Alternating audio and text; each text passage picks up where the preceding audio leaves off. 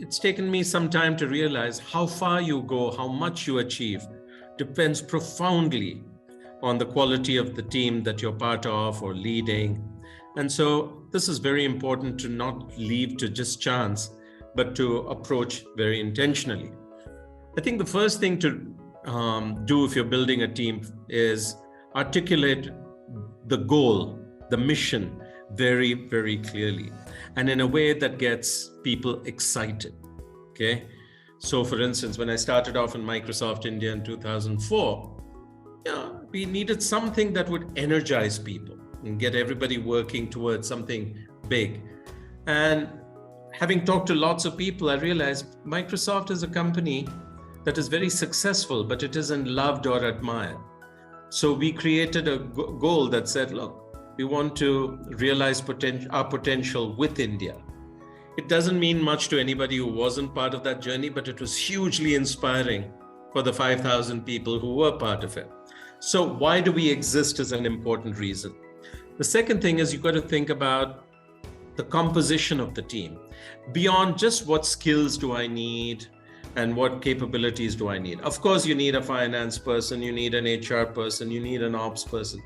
But so the trick is to actually try and build a team around you. So for instance, I always have enjoyed new things, creative things. I don't enjoy operations and the day-to-day execution, but that is critically important. So I'd always make sure on the team there's somebody who's great at execution. Okay, my mind goes numb with numbers. So you make sure that there's a good finance person who's got a good grasp on the numbers. I'm an introvert. I do best in small groups or one-on-one.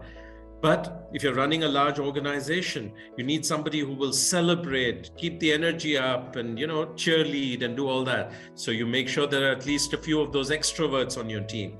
So in this way, you look for people who are complementary to you so that collectively you're complete. That's really important. I think a third thing about building a good team is you trust.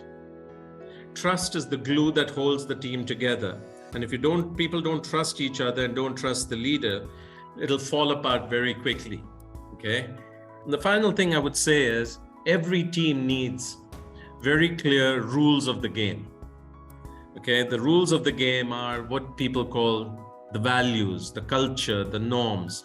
For instance, one of the norms that was there at Microsoft was that you had to be very open, but be respectful. So like this, you need to be very, very clear about what are the rules of behavior, what's acceptable and what's great and what's not.